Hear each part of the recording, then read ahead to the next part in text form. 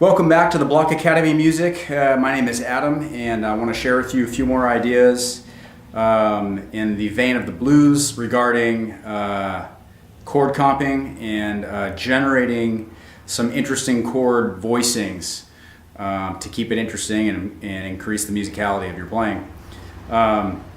Today we're going to be working with dominant 7 chords, which are primarily found throughout the blues. And so let's talk a little bit about chord theory. We don't have to get too complex, but it's going to help us to understand what a dominant 7 chord is. So a dominant 7 chord is comprised of 4 notes, and the notes are, for all dominant 7 chords, the 1, the major third, the 5, and the flat 7. So listen, if you don't know what that means, don't worry about it. You don't have to understand the theory to get this concept.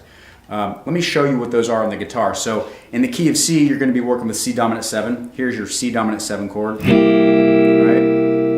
And I'll give you some close-ups at the end of the video so you can take this with you. So just listen to this. Here's your C dominant 7, and here are the notes that comprise it. So you have the 1, the major 3, the 5, and the flat 7. Now the major 3 in the chord is actually heard over here. We're not actually playing that, but it's still there.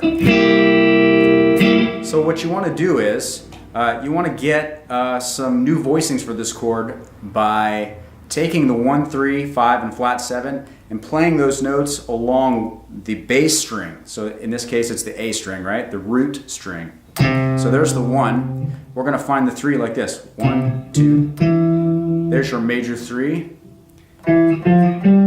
There's your 5. There's your flat 7. In case you're wondering, I climbed the Mixolydian mode to find those notes, okay? The Mixolydian mode is the scale that you would play with the dominant 7 chords primarily. 1, 3, 5, 7. Now all those notes are the notes that make up the C dominant 7 chord. And so what that means is we can build a C dominant 7 chord off of each of those notes as we climb that string. So I'll show you what I mean. So the first is where we started, and that has the 1 in the bass. It's the lowest note. Okay. So we're going to climb to the 3. Now we're going to build a C dominant 7 chord off the 3.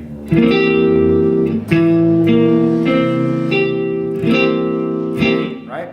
So now from the 3 we're going to climb into the 5. Okay, that's a C dominant 7 built off the 5. And then we're going to climb to the 7.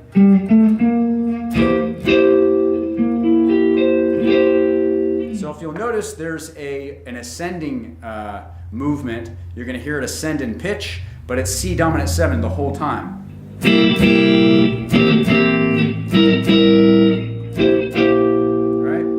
So that can be useful when somebody's soloing and they're really starting to dig in and you're backing them up. You can start climbing with them, you know?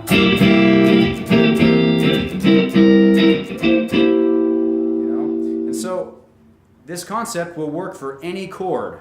And so you can apply this to the 4 and the 5. So if I've made it up here, it's C dominant 7 and it's time to get to the 4 chord. Check it out. Here's F7. Right? So it's very close by. I can also just drop back into, okay, so that's the 3rd note, the 1, 3, and 5 of the F7 chord. So I might be going a little fast for you, but the principle is find the 1, the 3, the 5, and the 7 of any chord.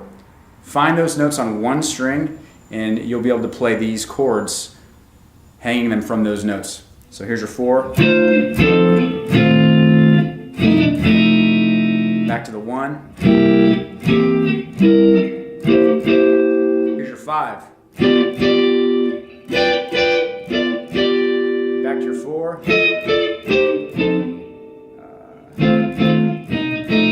Back to the 1. 4. 1. 5. Cool. So I'm going to put these put those chords at the end of the video so you can get a close-up and see what I'm doing. And I hope you found this helpful. I find using these chords in my playing really makes it fun to actually play rhythm.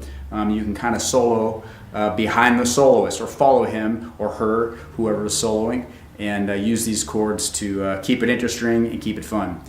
So listen, if you like the video, please press like on the YouTube page, subscribe, and you'll be notified when I am putting up some more ideas and sharing some more concepts with you.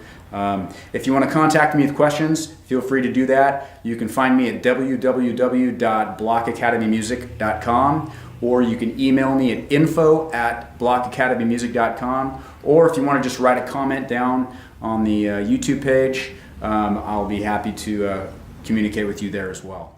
So here's your C dominant 7 chord, right? Here's your 1, 3, 5, 7. Right? Then you're going to apply that on one string, the root string. Okay, those are all 1, 3, 5, 7 consecutively. Here's the chords. 1. There's your 3. Notice they're 4 frets apart. That's the lowest note. These two are the highest. Here comes the 5.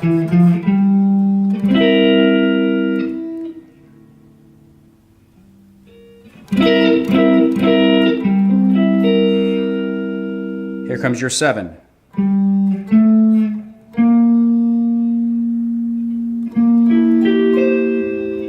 See those?